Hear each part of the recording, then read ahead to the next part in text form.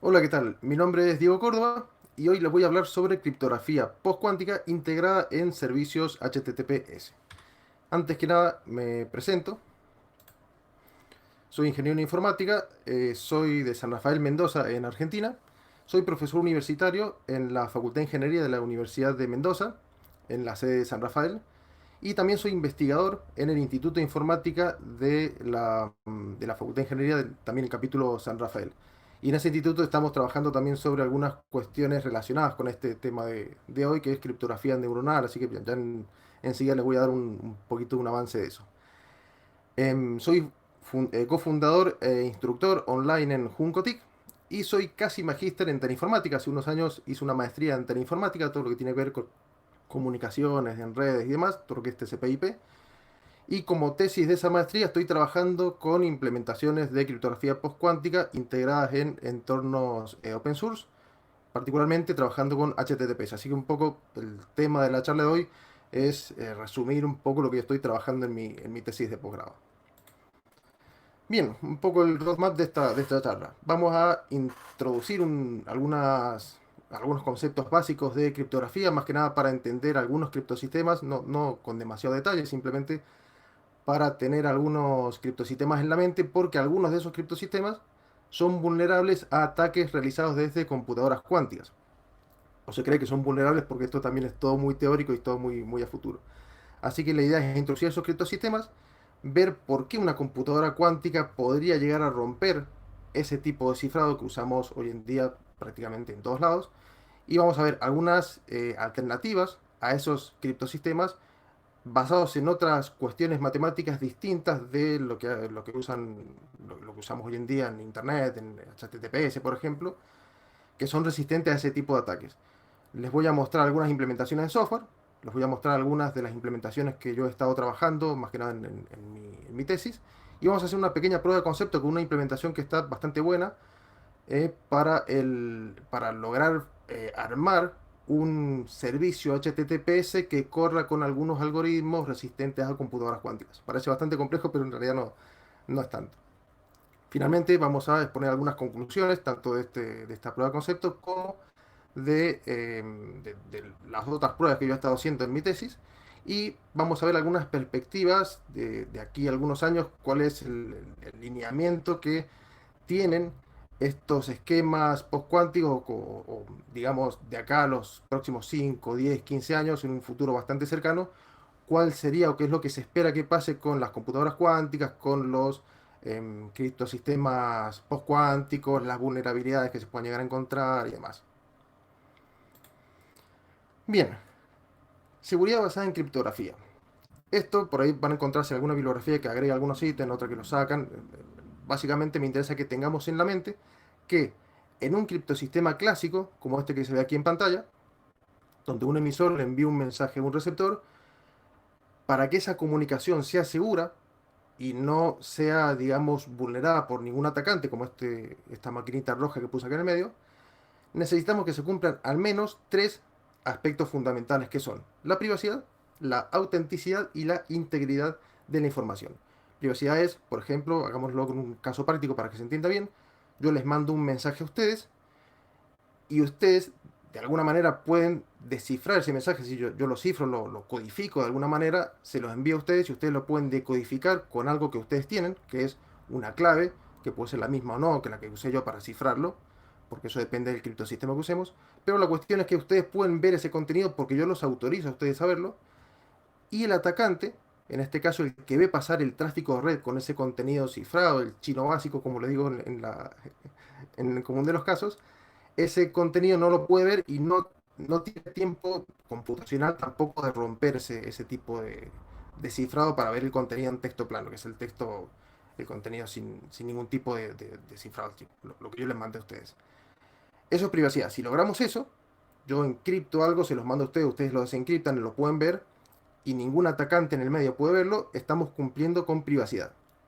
Autenticidad es, en el mismo ejemplo, ustedes cuando reciben ese mensaje deberían poder verificar de alguna manera que el mensaje lo mandé yo. Y existen mecanismos criptográficos que permiten validar esa característica de autenticidad. Es decir, que se den cuenta ustedes fehacientemente que yo mandé el mensaje y no hay un atacante que interceptó el mensaje, lo modificó y se hizo pasar por mí para hacerle llegar el mensaje a ustedes. Eso es autenticidad. Y por último, integridad, que está bastante relacionado con lo anterior, es que ustedes del lado del receptor siempre puedan verificar de alguna manera que el mensaje no ha sido modificado, ya sea por errores en la transmisión o por un atacante malicioso que esté tratando de modificar y cambiar datos en esa comunicación. Eso es integridad. O sea que si logramos privacidad, autenticidad e integridad, diríamos que esa comunicación es una comunicación segura. ¿Cómo se logra esto? Se puede lograr con diferentes herramientas y criptosistemas como son criptosistemas simétricos, cuando la clave de cifrado y de descifrado son la misma. Criptosistemas asimétricos, cuando tenemos dos claves, una para cifrar y una para descifrar. Herramientas como funciones hash o funciones resumen, que son aquellas que nos permiten calcular una serie de bits o generar una serie de bits en base a la estructura interna y los bits de una cadena de entrada, por ejemplo un mensaje, un archivo, un disco, lo que fuera. Y el último punto importante es el intercambio de claves. El KEX, el Key Exchange Mechanism, es lo que nos permite a los dos nodos en una comunicación empezar a transferir datos cifrados sin haber tenido ningún contacto previo, sin tener conocimiento de nada más que incluso ningún atacante podría tener. Es decir, partimos de cero la comunicación, hacemos algunos cálculos matemáticos entre origen y destino y calculamos una clave sin que el atacante pueda verla. Si la clave cifrado simétrico yo no se las mando a ustedes, sino que la calculamos de los dos lados. Bien, esos serían los criptosistemas y la estructura general de estos de esta parte, de esta básica de criptografía. Ahora bien, algunos criptosistemas como RSA, como DSA, algunas variantes de DSA como la parte de curva elíptica, el SDSA, e intercambio de claves como Diffie-Hellman o el Diffie-Hellman basado en curva elíptica y demás, tienen un pequeño problema. En la actualidad no se nota ese problema porque no vamos a ver ahora por qué a un futuro cercano podría ser una vulnerabilidad, que se basan en complejidad computacional. ¿Qué quiere decir esto? Que estos algoritmos, estos protocolos se basan en cálculos que son muy fáciles de realizar por computadoras tradicionales, mi computadora, un teléfono, la computadora que tienen ustedes, pero son extremadamente difíciles de revertir. Es decir, imaginemos un ejemplo simple. Tenemos dos números primos grandes, muy grandes, enormes. Imaginemos que tenemos dos números primos muy grandes y los multiplicamos. Ese producto lo podemos realizar con cualquier computadora. Y el resultado de ese producto lo podemos ver, lo podemos calcular muy fácilmente. Ahora bien, si nosotros quisiéramos factorizar el resultado y encontrar los dos números primos que yo multipliqué para generarlo, eso ya no podríamos hacerlo de una manera tan sencilla con los procesadores actuales. Y me estoy hablando de, no sé, un i7, un i9, incluso un clúster de alto rendimiento, no pueden llevar a cabo ese tipo de cálculos. ¿Por qué? Porque la arquitectura física de los procesadores los obliga a realizar ciertas tareas que demoran muchísimo tiempo. O sea que básicamente la seguridad de los algoritmos que utilizamos, RSA, DSA, Diffie-Hellman, se basa en que el atacante no tenga suficiente tiempo ni capacidad de cómputo para romper ese cifrado, para encontrar la clave y descifrar el contenido del tráfico. ¿Se ve? Entonces, si nosotros nos basamos en eso, toda la criptografía actual, el intercambio de claves actuales, se basa en que un atacante no tenga suficiente potencia de cómputo para romper el cifrado en un tiempo que le resulte útil. No me sirve de nada, no le sirve de nada al atacante capturar el tráfico cifrado y empezar a romperlo por fuerza bruta usando tareas de factorización, por ejemplo, y encontrar el resultado de acá a 200 años. O sea que si yo no lo tengo ahí en el momento cuando lo necesito, realmente el cifrado con RSA es seguro porque el atacante no puede encontrar esa clave en un tiempo corto, en un tiempo aceptable. Bien, ¿qué pasa con la computación cuántica? Ese procesador que ven ahí es el procesador cuántico de Google, este que tiene creo que 50, 60 qubits, una cosa así. ¿Qué pasa con esto? Si nosotros quisiéramos romper o realizar esas tareas de factorización de una manera más rápida, ¿qué deberíamos hacer? Primero, encontrar el mejor algoritmo conocido disponible para esa tarea de factorización. Y estoy hablando de factorización, pero también se aplica a cálculos de logaritmos discretos, por ejemplo, que son otros mecanismos matemáticos que se utilizan mucho en criptografía. Teníamos también que incrementar la cantidad de instrucciones que ejecuta un procesador por unidad de tiempo. Es decir, cada vez que un fabricante lanza una nueva versión de un procesador con mayor frecuencia, con hiperthreading, con un montón de cuestiones de hardware que hacen que las cosas corran más rápido, eso también ayudaría a que yo pueda factorizar ese valor en un tiempo más corto. Usar paralelismo también es otra de las características. Es decir, podría, en vez de correr todo en un core, poder paralelizar la ejecución en diferentes cores, en diferentes microprocesadores, en diferentes computadoras, como un clúster de alto rendimiento y demás. Eso es lo que se denomina la tesis de Church-Turing extendida. Es decir, poder hacer ciertas cosas para incrementar la capacidad o la velocidad de cálculo de algunas operaciones. Pero esto, según Church-Turing, tiene una limitación, que es una limitación física, ya sea por disipación de calor, por miniaturización de los transistores y demás. Tenemos una limitación ahí. Y hoy en día, con la tecnología que tenemos, no podemos saltar esa limitación y poder ejecutar cálculos con mayor velocidad. ¿Qué pasa con la computación cuántica en este caso? La computación cuántica con algoritmos cuánticos como el algoritmo de Shor o el algoritmo de Grover, que son algoritmos que ya implementan otras cuestiones que salen de la lógica tradicional, ya usan compuertas lógicas cuánticas y demás, permiten ejecutar tareas de factorización con una aceleración exponencial. Es decir, en la medida en que voy agregando más qubits, más bits lógicos, cuánticos a esa computadora cuántica, la velocidad de la velocidad que tiene ese procesador para realizar ese cálculo de factorización va aumentando exponencialmente. Es decir, con cada qubit va aumentando muchísimo más que con el qubit anterior. Lo cual nos permite decir que si yo tuviera una computadora cuántica, con cierta cantidad de qubits, con cierto control del ruido cuántico, que es una de las limitaciones que hay hoy en día, y con cierto algoritmos de corrección de errores, yo podría de alguna manera ejecutar un algoritmo como el de Shor para romper un cifrado RSA en un tiempo muy corto. Si, por ejemplo, se estima que con 3000 qubits podríamos romper RSA en un par de horas, lo cual hoy en día con una supercomputadora no se podría hacer en muchísimos años, lo cual ya es una amenaza bastante grande.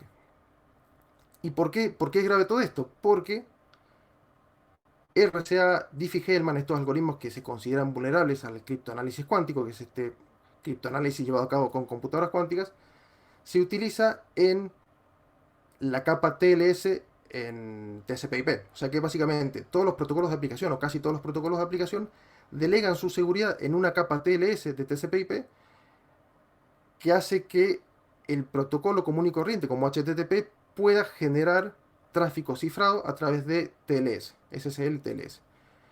¿Y dónde se usa esto? Se usa prácticamente en Internet. O sea que teniendo una computadora cuántica con ciertas características, podríamos llegar a romper RSA y podríamos llegar a romper la capa de seguridad que hoy gestiona básicamente el 99% de la web de Internet. Todos los protocolos como HTTPS, correo electrónico, todo eso, VPNs, em, quedaría vulnerado por ese tipo de ataques criptoanalíticos. Bien, no entremos en pánico, existen algunos algoritmos que no se basan en complejidad computacional, que son los que se denominan criptografía postcuántica, es decir, algoritmos postcuánticos. ¿Qué significa esto? Algoritmos que tienen otra estructura interna, ya vamos a comentar un poquito algo de esto, otra estructura interna que no es basada en complejidad computacional, esto de multiplicar números primos muy grandes, sino que permiten hacer el mismo trabajo de otra manera distinta que no resulta vulnerable a una computadora cuántica, o por lo menos no resulta vulnerable a algoritmos conocidos que puedan correrse en computadoras cuánticas. Nada nos dice que todos estos algoritmos que yo les voy a presentar hoy, mañana se encuentre un criptoanálisis que pueda romper ese algoritmo con una computadora cuántica en 2 minutos y queda todo en la nada. Es decir, todavía está muy verde esto y hay muchísima etapa de desarrollo e investigación en este momento. Bien, no son orientados a la complejidad computacional y lo bueno que tiene es que se pueden aplicar a computadoras tradicionales. Es decir, podemos correr estos algoritmos en procesadores tradicionales, en redes tradicionales, en dispositivos tradicionales.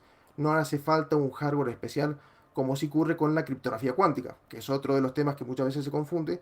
Criptografía cuántica es intercambio de claves cuánticos que requiere sí o sí un medio cuántico como una fibra óptica y hardware cuántico que trabaja ya con con principios de física cuántica que necesita sí o sí ese tipo de hardware especial para poder funcionar. Ya hay también en este campo algunos desarrollos, pero en lo que es criptografía postcuántica, que es lo que nos trae hoy en día, a esta charla, se puede correr en cualquier computadora. Ustedes podrían correr alguna de las pruebas de concepto que les voy a mostrar y no habría mayor problema. Bien, ¿qué clases de algoritmos postcuánticos tenemos? Los algoritmos postcuánticos se clasifican, en algunas de estas clases son las más conocidas, pueden haber algunas más, em, que son diferentes formas internas que tenemos de realizar cálculos matemáticos o de realizar cálculos matriciales y demás, que depende del tipo de algoritmo que sea, va a ser la categoría en la cual va a entrar. De hash, de código, de retículos y demás. Todo esto no vamos a entrar en detalle de cada uno de estos, sino que es para que veamos más que nada que existen categorías de algoritmos postcuánticos y que existen diferentes algoritmos, les puse aquí los nombres, para que nos vayan sonando en la cabeza, porque ¿qué pasa? Estos algoritmos hoy en día están en etapa de estandarización. Al final les voy a comentar un poquito de esto. Están en etapa de estandarización, por lo tanto, no son algoritmos que uno puede decir, hay un RSA súper testeado que funciona perfecto en todos lados, sino que pueden tener errores, pueden tener fallas en el algoritmo o en la implementación de software de ese algoritmo.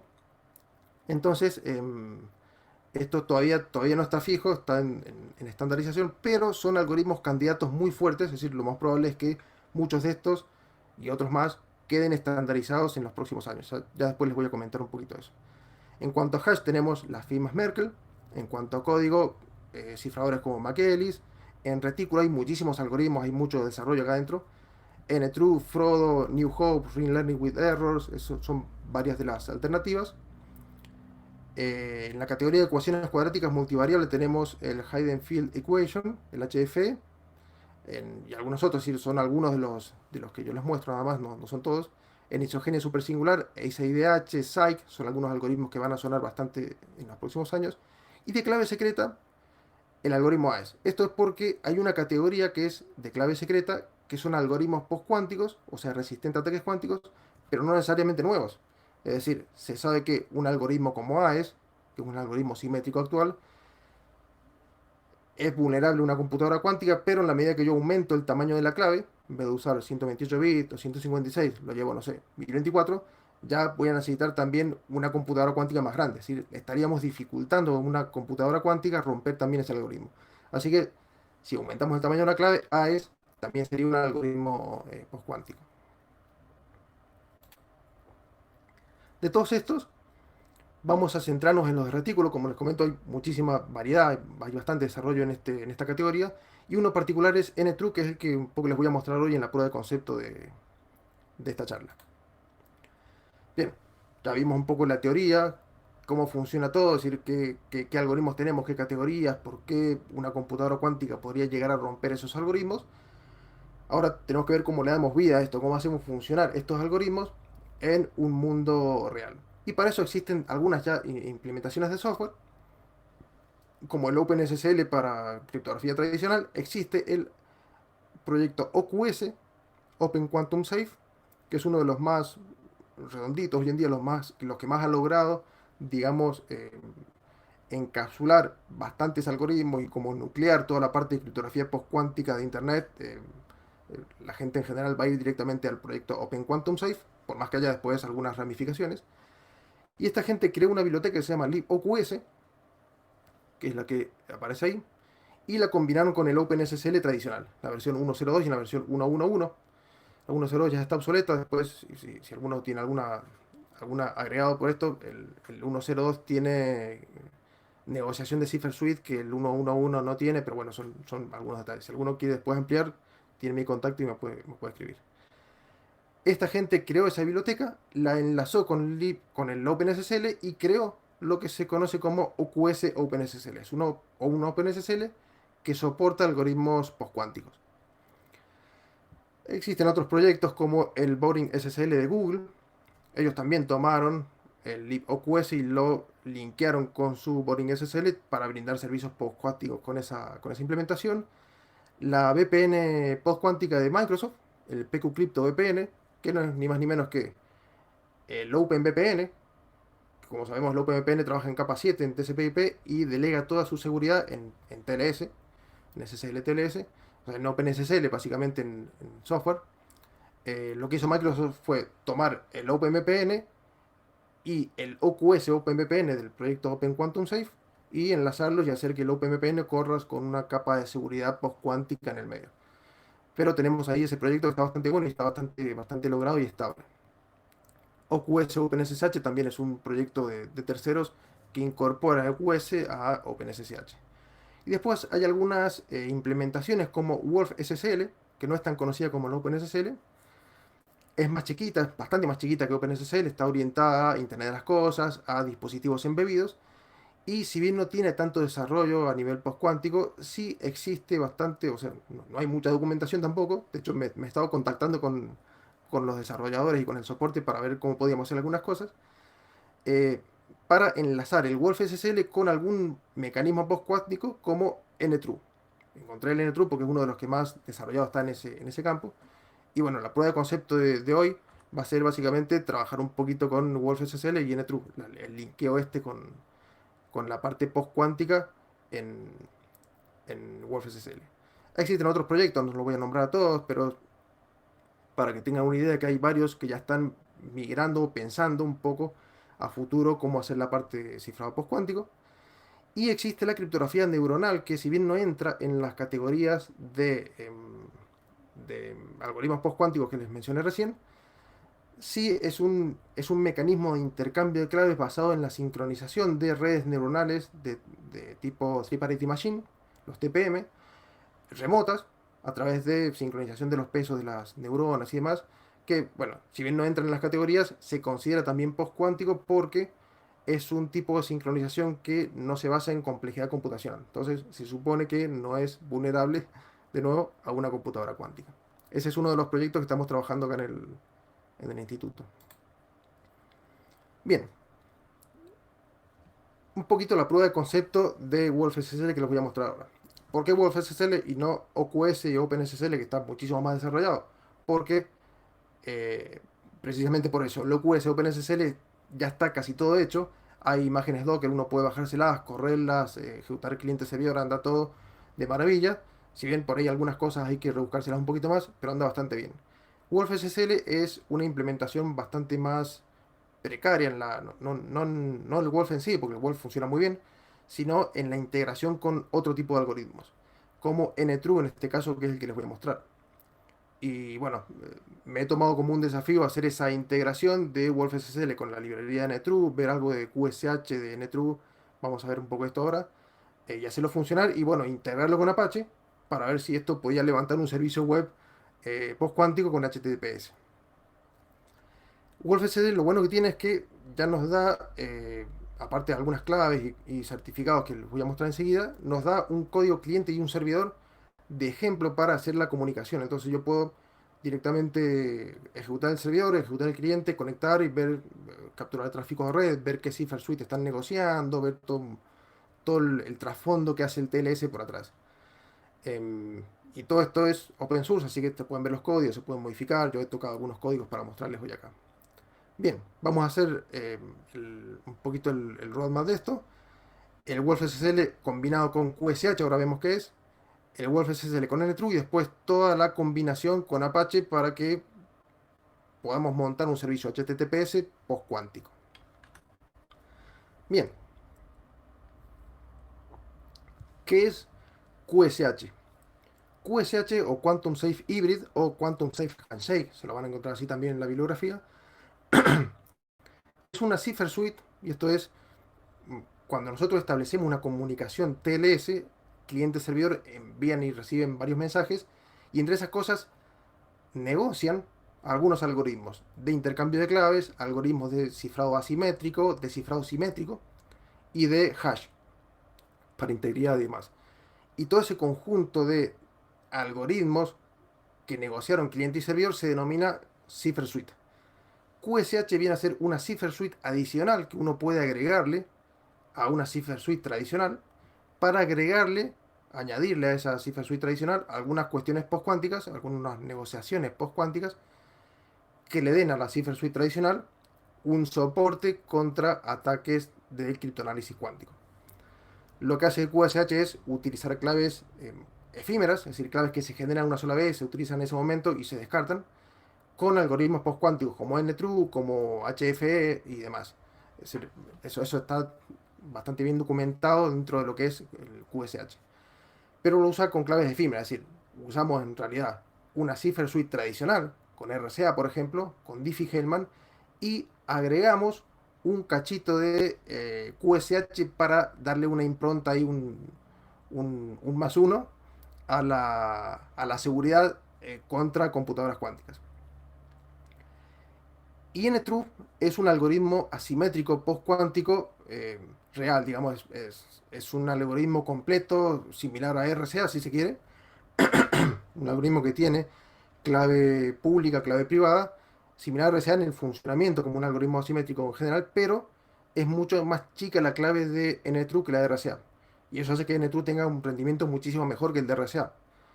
De hecho, NTRU eh, es mucho más rápido que RCA y es un poquito más lento que AES, que es el cifrador simétrico rápido que tenemos hoy en día. O sea que es un cifrador asimétrico de muy, muy buen rendimiento. Y la seguridad es equivalente, no es que por tener claves chicas y ser más rápido tiene menos seguridad, sino que es equivalente a la de RCA y encima tiene soporte contra criptoanálisis cuántico. NTRU se divide en dos grandes implementaciones que son NTRU Encrypt para hacer tareas de cifrado y descifrado y NetruSync para hacer tareas de firma digital, para autenticación y verificación de integridad. Y lo bueno que tiene es que fue liberado en el 2017 bajo dominio público, con lo cual hoy en día podríamos utilizar NTRU, el algoritmo y las implementaciones, en cualquier implementación de software libre o de código abierto, lo cual está súper bueno. Bien, primero que nada, la prueba de concepto que hice yo fue descargarme desde los repositorios oficiales, como les digo, todo esto de este código abierto, descargarme el LibNetRU, esta implementación de algoritmo de NetRU, descargar el Wolf SSL, compilarlos por separado, enlazarlos para ver si funcionaban y hacer pruebas de conectividad utilizando este cliente y servidor que les digo que viene ya con el mismo Wolf SSL. O sea que fue descargar, compilar, hacer pull de los repositorios, compilar, enlazar, ejecutar servidor, ejecutar cliente, conectar y ver qué está pasando en la red, qué viaja, qué parámetros se negocian en la red y demás. Eso no vamos a entrar demasiado en detalle porque no tiene demasiado sentido tampoco. La cuestión es ver qué pasa con QSH y con NTRU. Como ya el Wolf SSL está linkeado con QSH, el Quantum Safe Hybrid, podríamos directamente agarrar al cliente y decirle, bueno, conecta contra el servidor y negocia también una cipher suite post cuántica como QSH, a ver qué pasa. Y eso lo hice. De hecho, agregué algunas líneas de código dentro del código del servidor. Algunas líneas de código las agregué para simplemente que me tire yes o no si está realizando la negociación QSH. Más allá de que después en la cipher suite se vea que aparezca y no, pero un agregado, un debugging bastante precario dentro de la instalación. Por cierto, todos estos códigos del IBQS también son todos códigos C. Hay algunos wrappers en Python y demás, pero casi todo el código que vemos acá es código C. Bueno, hice esto, compilé, linké y todo lo demás. Y ejecuté. Ejecuté el servidor acá en la parte superior. Y el código del cliente, la línea de comando del cliente es la que se ve acá en la parte inferior. Si nos fijamos, se ejecuta el servidor y ahí queda escuchando conexiones de clientes. Conecto el cliente, que ya viene provisto con el Wolf, y le digo, bueno, que utilice varias cipher suite tradicionales. Esto es por el ejemplo anterior, a ver si había funcionado la conexión o no. Y le digo ahora, dos puntos, agregame la cipher suite QSH. A ver qué pasa. Lo conecté y efectivamente me mostró que hizo el Quantum Safe Handshake, agregó la cipher suite y se puede ver acá en la parte superior, donde dice que la SSL cipher suite negociada es QSH, dos puntos y la tradicional. La tradicional se ve que utilizó Diffie-Hellman de curva elíptica como intercambio de claves, RCA para cifrado asimétrico, AES 256 en modo CBC para cifrado asimétrico y SHA para el tema del hash. Esto recordemos la AES 256 porque después hay un pequeño detalle al final. O sea que, bueno, negoció la cipher suite tradicional y además le agregó esa impronta QSH para darle seguridad con claves efímeras a un ataque cuántico. Ahora bien, vamos con la parte de NTRU. Ya tenemos la negociación QSH lo más bien. Vamos ahora con la parte de NTRU a ver cómo se ve esto en la realidad. Con NTRU tenemos que agregar un poquito más de configuraciones y modificaciones porque NTRU ya tiene certificado y clave, que en este caso utilicé los mismos que provee WolfSSL, ya nos da un certificado para hacer algunas pruebas, y una clave privada. El certificado tiene la clave pública dentro, y no son RSA, si son NTRU, son un formato interno distinto del RSA. Y la ejecución del servidor, en este caso le dije, utilizame tal clave, tal certificado y tal clave, y el "-n" es para decirle, habilitame el NTRU, forzar el NTRU en la negociación. Acá corría el servidor en la parte superior, el cliente lo corría exactamente igual que recién, y me mostró esta cipher suite, ahora un poco cambiada, en la negociación. Ya vemos que aparece ahí un NTRU reemplazando al el Epicurve Diffie-Hellman de la negociación, y el resto de la cipher suite tradicional. Es decir, modificó la cipher suite tradicional, agregó una cipher suite nueva realmente, con un algoritmo NTRU. Y un dato curioso es que el QSH lo desactivó. Yo estuve buscando la documentación, el código, para ver que en realidad cuando uno utiliza ya explícitamente un algoritmo post-cuántico como NTRU, que es resistente a ataques cuánticos, el QSH no tiene demasiado sentido ya seguir implementándolo, así que lo desactiva solo, lo desactiva por defecto. Y queda únicamente la cipher suite de NTRU. Bien, tenemos el WolfSSL funcionando con NTRU perfecto. Lo que faltaría ahora es integrar todo eso con Apache para lograr nuestro HTTP seguro. ¿Qué es lo que hice acá? Que sí que tuve que trabajar un poquito más. En el SSL Engine init de Apache, que es el motor de SSL que usa Apache, tuve que modificar las funciones porque está muy pensado al OpenSSL y no tanto Wolf, así que Wolf usa otro tipo de funciones, otros nombres. Modifiqué esos nombres, algunos detalles menores también, y también le agregué un debugging casero medio trucho acá para mostrar por pantalla si lograba leer bien el archivo de clave. Porque una clave RCA la lee cualquier implementación. Una clave NTRU ya es una clave media rara que, como no sabía si la podía leer o no, le agregué acá una línea de debugging como para ver si realmente estaba leyendo esa clave. Y verifiqué una vez de haber compilado todo y generado el binario de Apache, verifiqué que realmente estuviera enlazado con WolfSSL y con NTRU-Encrypt, y simplemente pasé a la configuración del Apache. Ya una vez que el Apache está compilado, simplemente pasé a la configuración, le agregué al Apache la clave y certificado como una configuración SSL común y corriente, solamente que ahora son las claves de NTRU. Lo configuré y ejecuté el servidor. Ejecuté el servidor arriba, abajo ejecuté el cliente, conectó y realizó el intercambio de la cipher suite, y se ve acá que ya está usando NTRU directamente con Apache, lo cual es súper bueno. Usa un cifrado simétrico RC4 de 128 bits, a diferencia del AES que les mostré recién. Eso es porque ya la negociación del Apache con el cliente, como yo no especifiqué ninguna otra cipher suite, usó la primera que encontró, que es esa, que es un poquito más insegura, si se quiere, que el AES. Bien, ahí tengo el cliente conectado. Esto, la pregunta mía sería, ¿puedo ahora levantar un Firefox, conectarlo contra mi servidor Apache y ver un sitio ya con seguridad postcuántica? La respuesta es no. No se puede hacer porque el cliente que yo esté utilizando, el cliente que haga la negociación SSL, necesita disponer el código adentro para intercambiar claves NTRU y leer claves NTRU y demás, que eso no lo hace una implementación común y corriente, digamos. Bien, y con eso ya queda funcionando, digamos, la implementación del Apache y un pseudo HTTPS seguro. ¿Qué conclusiones podemos sacar de esto? Primero, que las integraciones se lograron, dentro de todo, con mayor o menor dificultad, se lograron bastante bien. Encontré varias fallas e inestabilidades de tipo segmentation fault, más que nada en WolfSSL, porque es bastante más precaria la integración con NTRU. Entonces, claro, uno lo corre, funciona bien. Lo corres de vuelta, funciona. Conectar, segmentation fault, y falla. Y lo corres y funciona bien, y así. Entonces, eso para ahí sí está muy verde, necesita más tiempo de maduración, pero dentro de todo funciona bastante bien. Ninguno de estos servicios es apto para producción, así que si alguno está pensando, después de esta charla voy a agarrar el Apache, lo voy a compilar, lo voy a hacerlo funcionar y lo voy a subir a producción, ni lo piensen porque esto le va a explotar en la cara cada 2 días, o menos. La variedad de algoritmos en WolfSSL la encontré bastante poca variedad comparada con el OQS, porque OQS ya tiene muchísimo más, más colaboración, quizás más desarrolladores. La gente de OQS es la misma gente que ya publica papers científicos sobre los avances en criptografía, implementaciones y demás. Es como que está más nucleado de ese lado. En cambio, en WolfSSL la variedad de algoritmos no pasa mucho más allá de Netrue, ¿sí? Es bastante más precario. El software libre y el open source en este caso fue una tremenda ayuda de no poder haber visto los códigos, de modificar, de jugar, de hackear un poco acá adentro. Yo no podría haber hecho nada. Y tener la ventaja del código abierto es fundamental y es espectacular para poder hacer este tipo de pruebas y para maravillarse con las cosas que uno puede lograr. Y la actividad de los repos es otra de las cosas que me llamó mucho la atención.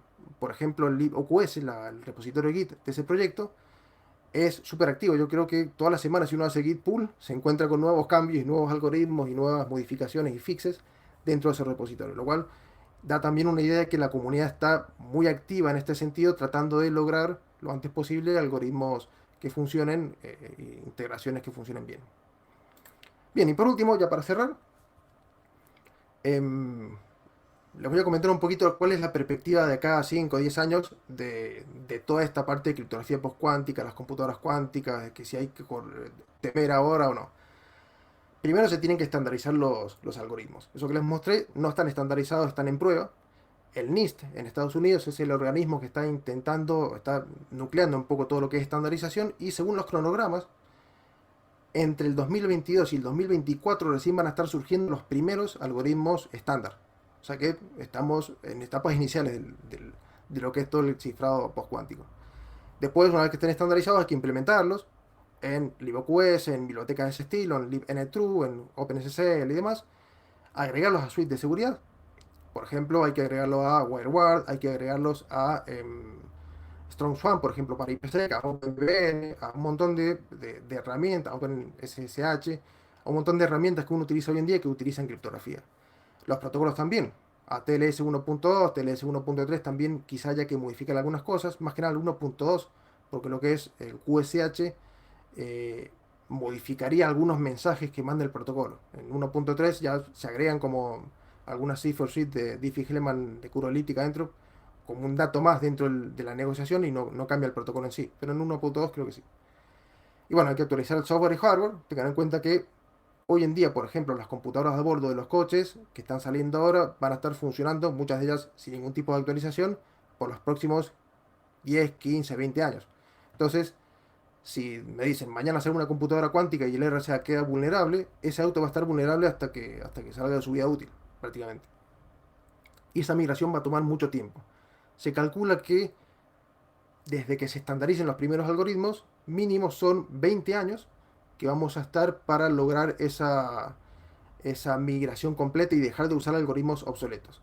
Y esto se basa en, recordemos el caso del SHA-1, el SHA-1, el algoritmo de hash que se usa también en TLS, se declaró vulnerable en el 2004, vulnerable a colisión de hash, y se modificó, se actualizó por el SHA-256. Pero ¿qué pasa? Eso hay que agregarlo a las implementaciones de TLS, como OpenSSL. Y eso fue en el 2004, y en el 2018, varios años después, todavía se veían implementaciones de servidores, implementaciones de navegadores web que no soportaban SHA-256. Y era un algoritmo de hash. Así que imagínense ahora que tenemos que cambiar un algoritmo de clave pública, un algoritmo de intercambio de claves, un protocolo de intercambio de claves, que es como el núcleo ya de TLS, no es algo menor. Así que se espera que mínimo 20 años de migración. Bueno, con esto estaría cerrando la presentación. Espero que les haya gustado. Quedo ahora en la sección de Q&A para cualquier duda que puedan tener. Les dejo ahí mis datos de contacto si me quieren ubicar después por las redes sociales, por Telegram, por LinkedIn, por correo electrónico. Estaré encantado de colaborar. Si quieren por ahí ampliar información, ampliar bibliografía y demás, escríbanme, no es ninguna molestia. Estaremos ahí. O simplemente si quieren mantener el contacto, estaremos ahí. Quería agradecer enormemente a la EcoParty por darme la oportunidad de presentar esta charla en esta oportunidad. Y por supuesto, muchas gracias a ustedes por haber estado ahí, por haber bancado esta charla y por haberme escuchado durante estos 40 y pico minutos. Así que bueno, muchísimas gracias a todos nuevamente, y como siempre digo, mantengan viva la curiosidad y happy hacking para todos. Muchas gracias.